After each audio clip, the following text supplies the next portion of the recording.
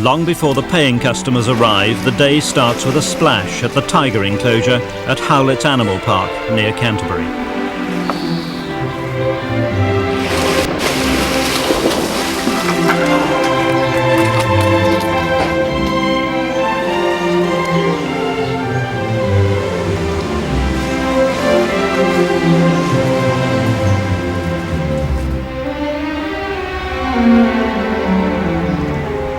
Every week, John Aspinall inspects his animal kingdom in East Kent, often driven by his wife, Lady Sally. Too hot for the gorillas today. They're all sitting in the shade. Well, how sensible. Exactly. Yeah, they'll come out for food, but that's about it. Every week, together, they feed the gorillas from the top of their enclosures, simply because, in the wild, it's often in the treetops that the animals find their food.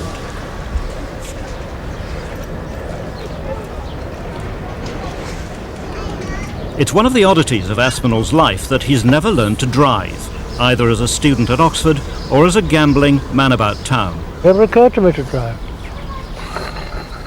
You never needed to drive? I always had a friend at Oxford who drove me around, or I took taxis, or I decided to wait till I could afford to have a driver. Even as a young man, you never wanted the joy and the thrill of getting behind a wheel of a sports car? There wasn't any thrill for me. Well, I must say it's naughty of me because I used to go to the races every day in those days, and I always hitched a lift with a friend. I had a lot of friends and they all had terrible old cars at Oxford, you know, jalopies. I was quite young when I bought my first car, and I had a Chinese chauffeur called Mr. Lee, L.I. And you've never regretted not being able to drive? Never, no. And my wife drives, thank God. So obviously since '62, it hasn't been a problem. If I want a car, ring up and get one. The parks cost around £4 million a year to run. They lose around £2 million a year, and Aspinall, from his gambling profits, his investments and his charitable trust, makes good the shortfall. Sally, make a note, that tree must come down. The dead tree there. Oh, yes. Absolutely stone dead. Yes, It's got to come down. absolutely. Beginning of our season. It's the beginning of the one season in the year we break even. It's Thank you. 20th of Thank you. July to the 6th of September. We break even. Even make a small profit. Lady Sally is Aspinall's third wife. By the time they married in 1972, Aspinall was already consumed by his obsession to help endangered species. She was very rapidly embraced into Aspinall's way of life and scale of priorities, where animals come first. She found herself hand-rearing baby tigers, Jumna and Bhima. Bhima is now 15 years old. It's a great responsibility. It's a great joy, though. They used to come up and down to London with me in the back seat of the car, and they were fine on the motorway. It used to, just like children, lulls them to sleep. Come a traffic jam, oh dear, they always woke up. And one time, it was terribly funny, we were on Vauxhall Bridge Road, coming out down here, and I'd left it a bit late, and of course the old traffic queue had started. It was on a Friday. Jum Jums and Beamer got up, and you know those electric windows? Well, these great big paws, they were about a good 4 or 5 months by this time. Went down because all the windows going up and down, and the roof was going up and down, and they were sticking their heads out going, which is a greeting sign. The people on the bus were going, I don't believe this. This is no, I haven't had one too many. They are real. So eventually come. And a very nice bus driver and the conductor, I said, look, could you help me? I think I'm going to do a U-turn and go back home. I've got a little problem here. So I said to Beamer and John Jones, right, I'm not taking you down till it's dark. And we can sail through. Oh, I love tigers because I like cats. And there's something special. And when you see somebody like Nick going in, or when my husband used to go in before he was ill, I mean, just see a relationship like that is just so neat. I mean, I haven't got it. I would love to have it, but I'd never have that incredible relationship those two men have with their animals. Alice, love. Nick Marks has been in charge of tigers at Howlett's for 12 years. This is one of what he calls his regular contact sessions. As he's inside the enclosure, he's watched by other keepers. Noise and foam from the fire extinguisher will scare the animal if anything goes wrong. That's her favourite, a head rub. She seems to like you. Oh yeah, we're both very fond of each other. The first tiger Aspinall ever bought was Tara. It was the first step on his life's journey to try to save endangered species. Tara was the founding female of the whole group, and I bought her in a pet store.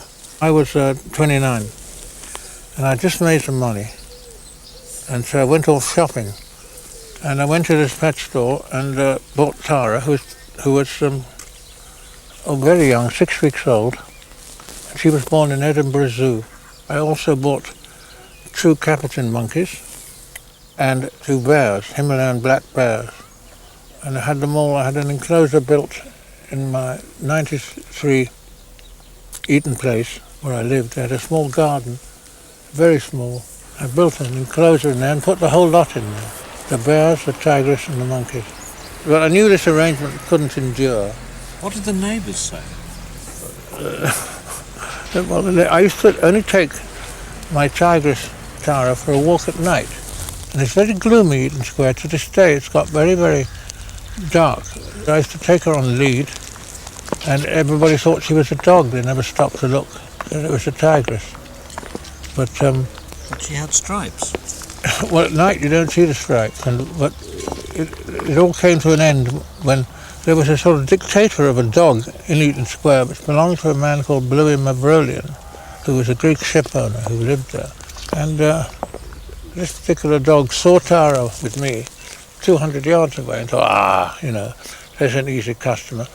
He came charging down, full throttle, and didn't realise that it was not a dog until it was about far away, that chap there. And she tried to brake, but on the stone pavement, it's difficult to brake. And it came sliding right up to Tara, and Tara killed it with one blow of her paw. I didn't know what to do. I didn't know who owned the dog, by the way. But I killed the thing outright, broken neck.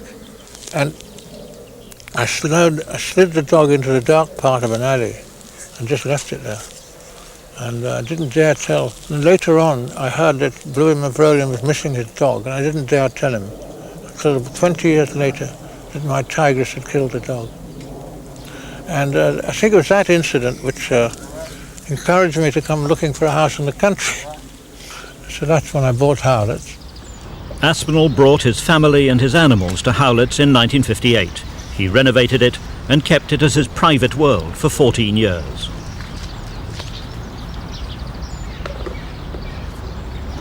Though 300,000 people now visit the parks every year, the ethos has barely changed. The animals, like the humans, live in families. Like her great-grandmother Tara, now dead these 30 years, Beamer has an even temperament. What sort of a tiger is she? She's very intelligent, she's gorgeous. Lovely tigress, very intelligent, very capable. Raised her babies nicely. It looks like she's in season at the moment, which makes her eat perhaps a little bit soppier, if you like, than she would normally be. Unfortunately, we lost her mate, so she has no one to mate with. Zind was a very, very tough, very healthy tiger, but unfortunately his kidneys failed him. Will she mate with anyone else? We did try and pair her up with a couple of other males, but to be honest, just because people can't do without people, which always seems strange to me, tigers aren't necessarily that way, and she was extremely close to Zind, and it doesn't necessarily follow that she pines for tiger company. Another head rub.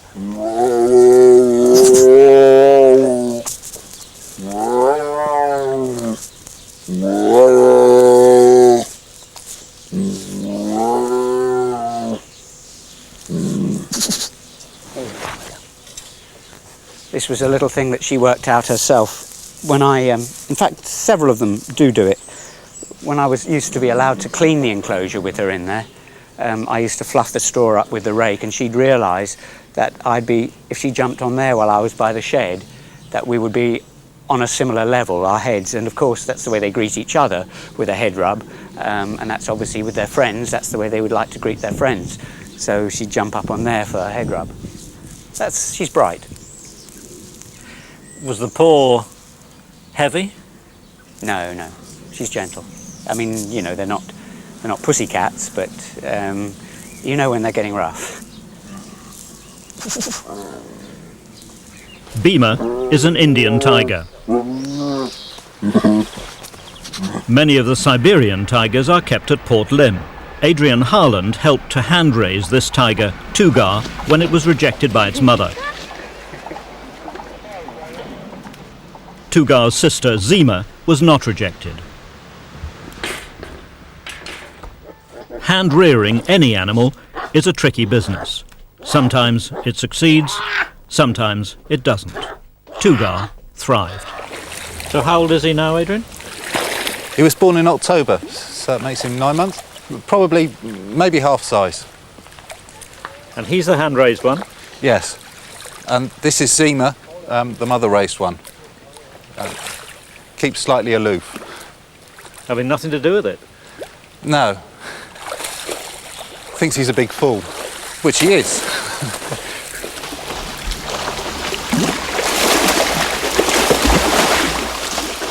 And how long will you keep on going in with him? Hopefully we won't have to stop. If he carries on with this temperament, no reason why we should stop going in with him.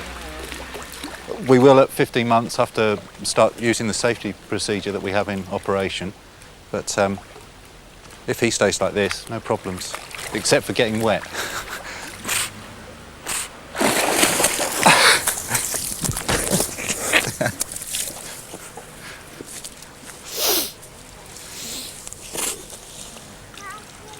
Still doing a lot of damage, Adrian. He hasn't got adult dentition yet. They're starting to come through. Yeah, he's a fair size. I tend to jump out the way now rather than catch him like I used to.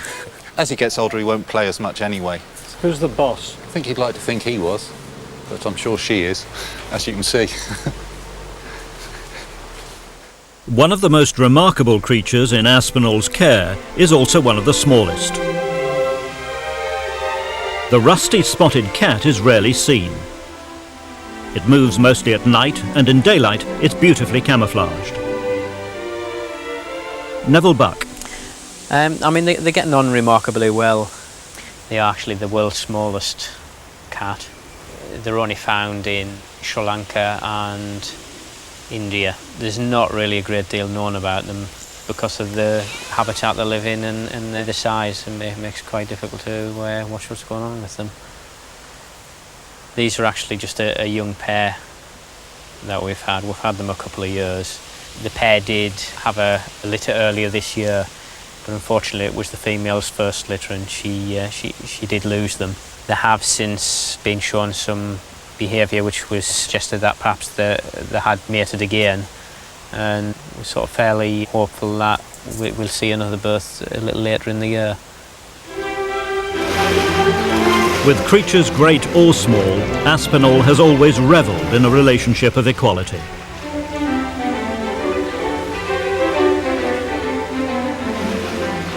All his animals, including Tara, his first tiger, have literally been part of his family. She was just like my child. She slept in my bed, and she was very good because I had several tigers sleep in my bed, and until that's about 3, then it becomes impossible after that. But they are much lazier in terms of sleep than humans, and lazy as I undoubtedly am.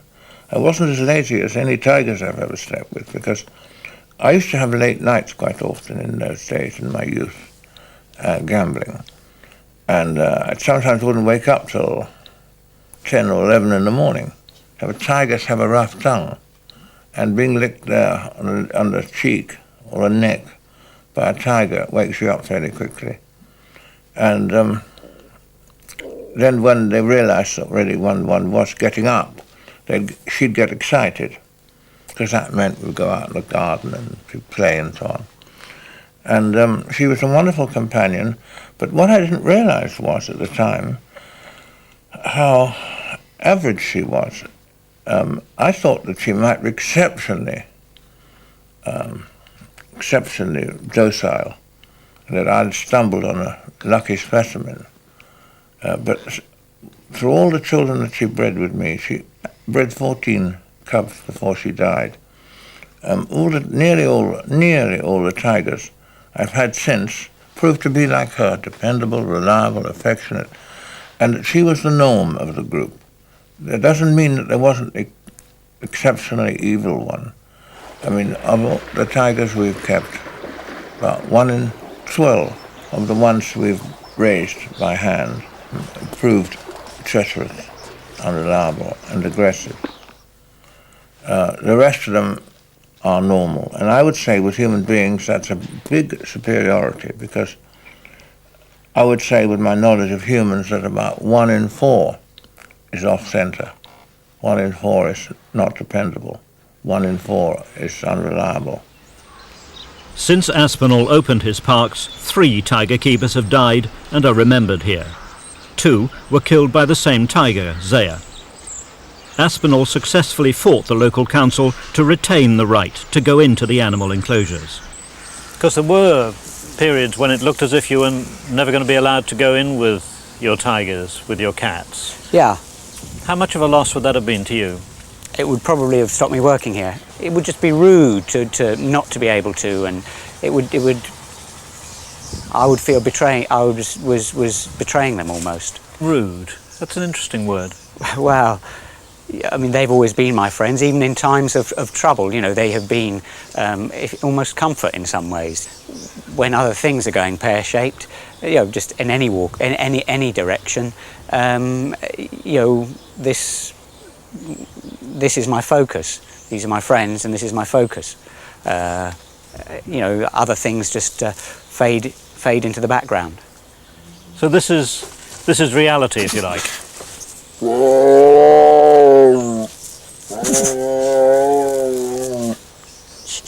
Beamer, where you go?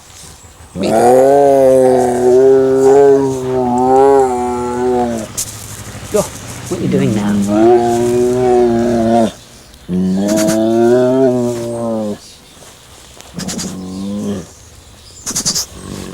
There's a good girl. I don't want to be big, not in the least. Do you think, in a way, she thinks of you as a tiger, or of herself as a human being? Is there an element of that? No, neither. I mean, Mr. A says they see us as honorary tigers, and that's probably about as close as you can get. Neither. You know, they know that she knows she's a tigress. She mated with a tiger. She raised her tiger offspring. I'm just a mate. Just a very close friend. What's the analysis of communication? I mean, do you have eye contact? Do you look her in the eye? No. No. That is really, I think, it should be, in my opinion, a rule of thumb with all animal work or being with animals. I avoid all eye contact with tigers unless there's a positive threat coming your way, and then of course it's a hard glare, if you like. But always avoid eye contact. It's a threat. Eye contact's a threat. Perhaps if you look too deeply into a tiger's eyes, you know, maybe you don't go in there in the first place either. Nick Mark's friend, Trevor Smith, died in November 1994, killed by Balcash. Once the alarm had been given, Nick Marks was first into the enclosure to try to rescue him. When you went in after Trevor died, did you then look into the eyes of the tiger? Yeah. Then there's a confrontation. Yeah, yeah, that's it. You know, when there's confrontation, then I mean it's automatic. But then, yeah, then your eyes, yeah. That must take forgive me putting it this way, a certain amount of courage actually to challenge a creature like that? I think it depends what you call courage. Perhaps if you're terrified and you make yourself do something, that's courage. I mean, there wasn't a question in my mind about what I had to do. And Trevor would have done the same for me in that situation. You're saying that you weren't terrified, or that there was no alternative? I think both, really. There were other things. My own safety wasn't in any way on my mind. Absolutely not. Not even at the back of my mind. The only thing that was on my mind then was hopefully that Trevor might still be alive, and that was the only thing I was thinking of. I mean, Balkash, of course, was my dearest friend, but at that particular moment in time, Trevor could have been alive, and that was the only thing.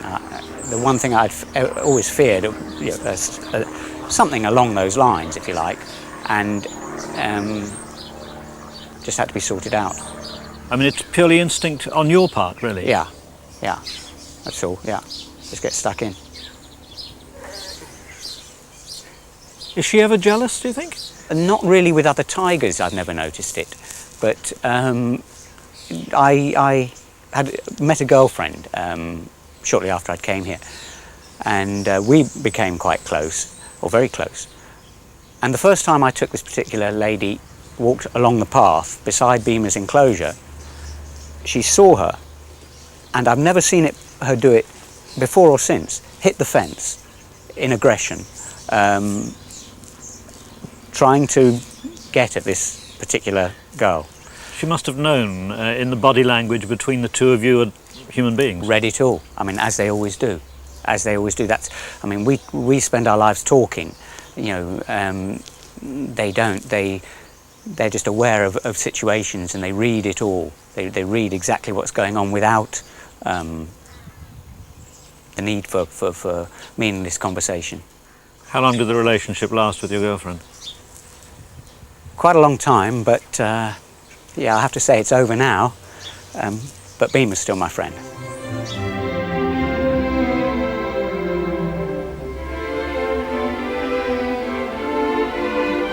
The Barbary lion is believed to have been extinct for 80 years, yet a pride of them may be living and breeding here in a corner of Kent. Keeper Adrian Harland. The girls were bred here. It's only the father that's come in from Morocco. It's just been a long time since we've had a successful lion birth. You must be thrilled that they're actually breeding. Yeah, absolutely. After the troubles we had getting in with females, we did think that they never would. But they'd been bullying him, hadn't they? Yes, terribly. Biting his bum, and he was in real trouble with them, couldn't handle them at all. But she came into season, was much more receptive, and they got on famously. And 100 days later, we had a cub. Unfortunately, that was in March. It only survived for 16 days and died of a lung virus. But it showed that he was fertile, and so were the girls. Just shows how hard these lions are. There's no space for remorse or grief, because within hours of the cub dying, she was in season again, and they were mating.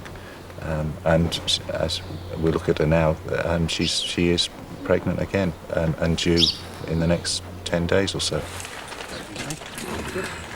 The lions are fed every 4 days. No one, not even John Aspinall, knows how pure this strain is. They came here 20 years ago from Washington, where they were graded A, B or C, depending on how many characteristics they had of the original Barbary lions.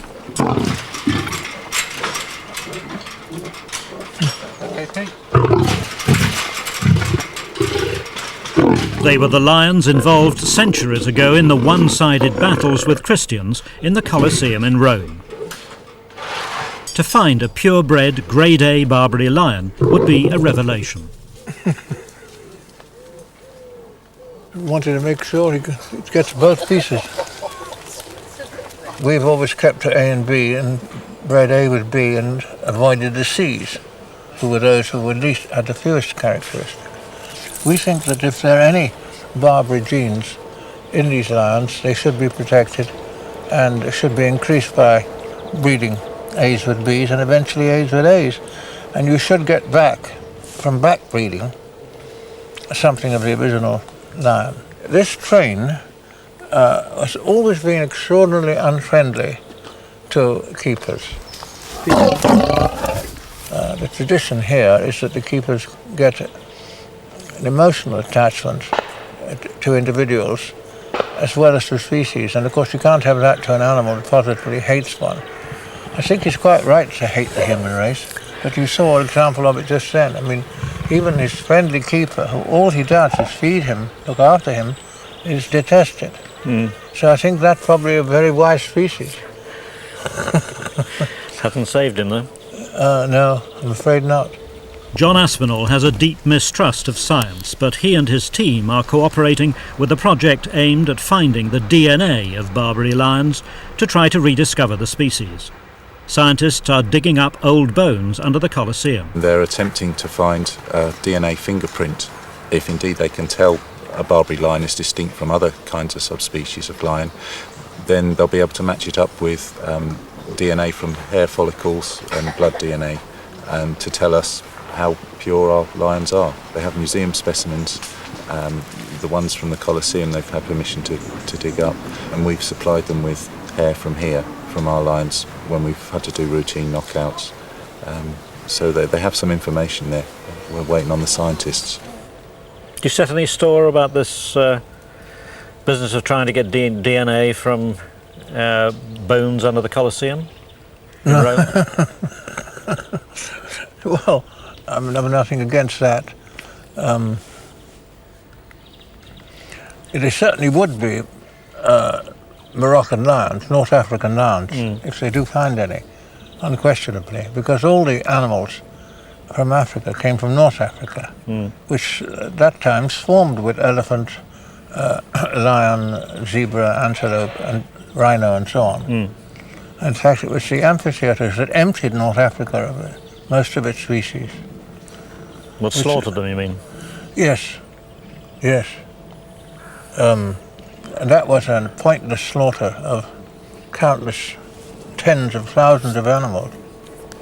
In fact, the very greatness of an emperor was determined about the number of lions and the number of elephants he could afford to buy, ship over from North Africa and have them slaughtered in front of the public.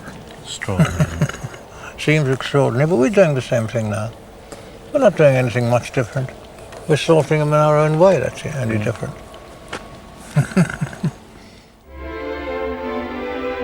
On July 29th, the lioness Jade gave birth to twins.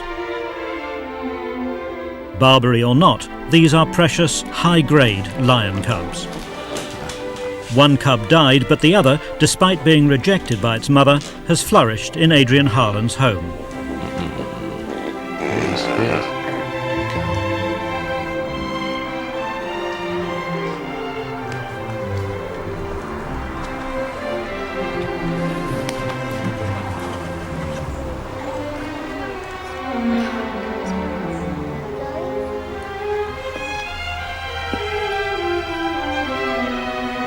So she is obviously thriving. Yes, she's doing very well. Why are you having to hand rear her at all? Because the mother wasn't looking after her. She came back into season and left her. The mother shouldn't really come into season until the cub's maybe 18 months, 2 years old. For some reason, we don't know why, she came into season at 3 weeks. We thought maybe she was a bit stir crazy, so we thought we'd open up the slide and let her run out with the others for a while, see if that helped. And as soon as we opened the slide, the male was in and they were mating. And after that, the cub was crying, but she didn't come back for it. And the weather's been so hot, the cub was getting dehydrated rapidly. When WildLink came down to look at our lions, they said that there were possibly 40 possible Barbary lions in the world, and we have 6 here. How exciting would it be, I mean, to you and to the animal world, if these were genuine Barbary lions here? To me personally, it wouldn't really matter because I like them as lions and the individuals and the characters that I know they are. It's interesting from a curiosity point of view for me to know if they are or aren't Barbary lions.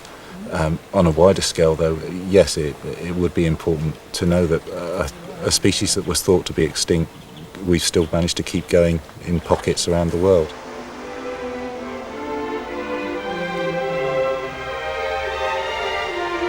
Despite the loss of Ashoka, the baby elephant, this has been an excellent year for Aspinall's animals. Remarkably, the clouded leopards have a litter. Nick Marks. It's a beautiful boy. Yeah, he's lovely. What's his name? Nobby. Really, what's his name? Oh, Nobby. That's really his name. There are 2 kittens. Still, no one in mainland UK other than us has ever bred clouded leopards, though everybody wants to. Every bit of breeding clouded leopards is difficult, from pairing them up, getting them to mate, getting them to produce babies, and then also getting the babies alive, the mothers to raise them. Every bit of it is difficult. And this little girl that we've got, she's done an immaculate job. It is a dangerous business for the female, as is well known. Male cloudies kill females, and I've never lost a female, but I've been very careful. Nick Marks went as far as to go to America to spend time with this pair as cubs before they came to Howlett's. Both cats, but particularly the female, trusts me implicitly, though she in fact doesn't want anything to do with anybody else. And I think this has helped in her being confident enough to raise her own babies feeling unthreatened. There aren't really any rules. Everybody likes to make rules, and there aren't really any, but you do have to be extremely careful. And perhaps the best way of pairing up cloudies is to raise a pair together, either which unfortunately might mean brother and sister, or an unrelated pair, get them tiny and raise them together. They come from Southeast Asian forests, basically Malaysia, Borneo, Sumatra, Thailand, Burma. As at home in the trees as on the ground, they're extremely secretive, extremely well camouflaged. In trees, you really don't see them. I've been working night and day to get them together, to get something going, and to have babies is just magic. Certainly when I'm outside the enclosure, talking at the wire to them in their language, they come up to me. I think the reason they're so unafraid is the trust that Mum has. She communicates this to them. There's no anxiety when I'm around. The mum calls, which is yeah, yeah, like that, and their greeting is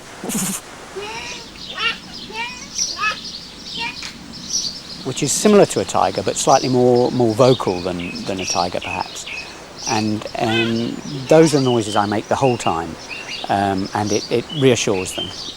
If you knew how neurotic clouded leopards are, then we really have got somewhere. Last year, 2 young gorillas, Queeby, and this is Jelta, were being hand-reared by Melanie Gage. Today, they're thriving. Jelta's was a year on the 16th of June, so it's just over a year now. And Queeby, he's 8 months. When they're newborn, they're very hard work. You're up every couple of hours feeding them. But the older they get, they just get like normal babies. You can get them into a routine. They're still having evening feeds, like someone will come up at about 8:30, 9 o'clock and give them both a bottle. And we've made it like as best we can. They've still got a few home comforts at bedtime. We still put a duvet in for them, and they've got their like toys around. To them, it is difficult for them to understand what's suddenly happening to them. Queeby is so much like his mother. You know, just he's a very selfish little gorilla. Actually, everything has to be. He's me gorilla, and that's very much like his mother. And that's not how he's been brought up. That's how, well, I would say that anyway, but it is just like his mother. It's just all carried over in the genes. So, and Jelta's just like his mum Tamki. It's really interesting to see them develop and grow up, and a lot of it is just, genetic as well. And preparations are being made to send 2 of Melanie's earlier charges, Quam and Quaqua, to Africa to fulfil another of Aspinall's dreams. They need to learn social skills. A cage is being adapted so the adult colony, particularly their father, may help them but won't be able to get at them to bully them. Well, Quam's 3 years old and Quaqa's 2. The plan is that they're going to go out to the reserve in the Gabon. How do you feel about that? As a mother, I'm quite choked about it. But I think it's time to say, go on son, give it your best shot. So he's got a chance at life and give it your best shot, son. Gradually, Aspinall is handing the mantle of responsibility to his successors. Right, come on, let's do my coat. Come on. To his son, Damien. The mother's very trusting, because normally they'd be a lot more protective. I wouldn't say I'm a gambler like my father. I've probably gone the opposite way, insofar as that I've been inoculated against extreme gambles. If you're talking about making money, I think there's plenty of people in the business world who succeed without being mad, rash gamblers. But $4 million a year is a lot of money. No. 4 million a year is a lot of money, but I'm prepared to accept that responsibility, as I know James Osborne is. And James Osborne, Aspinall's half-brother, brings his son Harry to see the youngsters bound for Africa. Hello, Kifu. They love this bread, which is baked in the local bakery in Bridge, near Canterbury. And it's baked specially for them, with extra currants. So they are spoiled.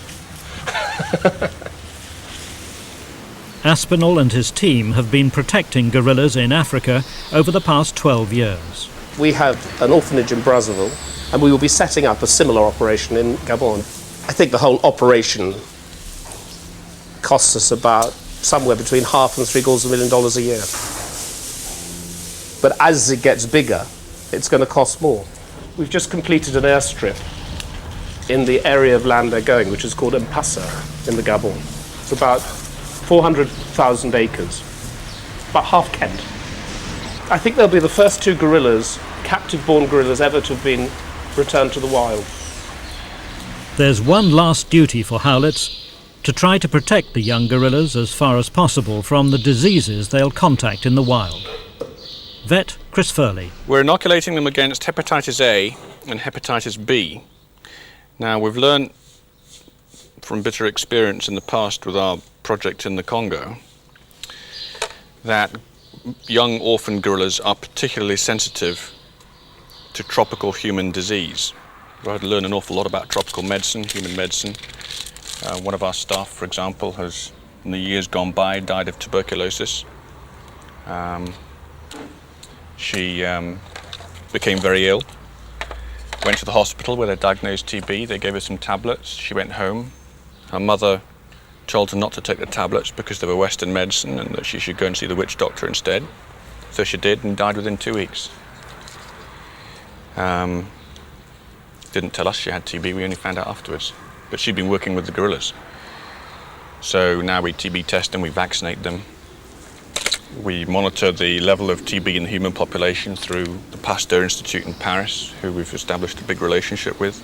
We blood sample them. We found, for example, that all of them have had hepatitis A. All of them? Every single one. But and so they now have antibodies? They now have antibodies and they're all immune. And it hasn't caused any disease in the gorillas per se. But the reason why we're vaccinating these for hepatitis A is the fact that these animals are much less likely to live through a challenge of a foreign virus because they live in such a healthy environment here at Howletts. The Gabon is the second attempt Aspinall is making to fulfill his dream of restoring his gorillas to the wild. The first, in the Congo at Brazzaville, has been desperately difficult. The problem is finding safe areas in Africa to send them to. I mean, we had an operation in the Congo, which is fraught with danger. And I think there's been 2 civil wars in the last 4 years there. So far, touch wood, none of the gorillas that we have returned, and there are 8, have been affected. When do you think they'll go to Africa? Well, we've just got their entry permit from the government of the Gabon. And we have an exit permit. So it's just a question of arranging the transport there. What about poaching? Is that still a problem? Yes, it is. The problem is exacerbated in the last 20 years with the advent of automatic weapons. There are millions of automatic weapons in Zaire, in the Congo. The war in Angola didn't help because the Cubans left an awful lot of weaponry there when they left. And that weaponry now turns up all over Africa. There are also zillions of refugees all over the place from the war in Rwanda. They have to eat something. In the market in Brazzaville, where I've been, you can buy gorilla hands as ashtrays. You can buy gorilla skulls. They're openly on display. I don't quite know what the skulls are for. I think they're just to go on the mantelpiece or something. What do you feel when you see that? Disgust. It's a horror. I suppose I feel as I would feel if I saw a human hand. I think my brother wouldn't. He'd much rather see a human hand being flogged in the market. There are groups of people who regularly consume meat from primates, chimpanzees, gorillas and monkeys, as part of their natural diet. They've done it for centuries. But there are more of them. There are some very powerful logging companies in the forest who have contracts to log from all these various governments. They send in groups of hunters to clear patches of forest of animals before the loggers themselves arrive, and they use the meat from the animals they shoot to feed the loggers. That is where we get our orphan gorillas from. So what has Gabon got that Brazzaville hasn't? In a word, oil. It's got money. The Congo is very poor, and so their main resource is trees, is forest. The Gabon has a lot of oil, so they haven't bothered to cut down trees. And I think it's just that. They're a rich Central African country. What we're hoping to do in Gabon is make it a running success, using all the lessons that we've learned from the Congo. So far, the area we've chosen or been given to work with is superb. There are no humans there, so there are no poachers there. There are no schools and villages and children, so danger of infection with human disease is very low. It's very difficult to reach. I believe you have to actually reach the final campsite by canoe. So there aren't going to be vast hordes of people coming to see the animals. There are elephants there, hippos, duiker. It's alive with wildlife and very, very few people. I mean, is the reality that this could be their only hope for the future? Yeah, it's the long shot, yes. I think that's true. So far we have 11 gorillas there with no mortality, 100% survival. In stark contrast to the Congo, where we started off with a number of animals dying on or immediately after arrival. I've got pictures of animals that have been shot through the elbow, pictures of x-ray of a baby with a shotgun pellet in its skull. So what I hope we do is we learn the lessons of the Congo, where not to go, what not to do, correct all of them, use those lessons in Gabon, and to date it's worked quite well. It's to all this that John Aspinall has devoted his life and his wealth and his energy. So in many ways this is, for John, the beginning of the culmination of a dream. I would say it's exactly that, yes, absolutely. I think that I was just saying to my son Harry here that one day I'll take him to visit Kwakwa in the forest. We hope. Well, I hope he remembers us. Aspinall is not in this business for any reason other than to try to save, for a few moments longer, his beloved, endangered wild animals. It's a desire shared by many of his team, including Nick Marks. My job is wonderful, but now and again you need something just to push you on, something just exceptionally special.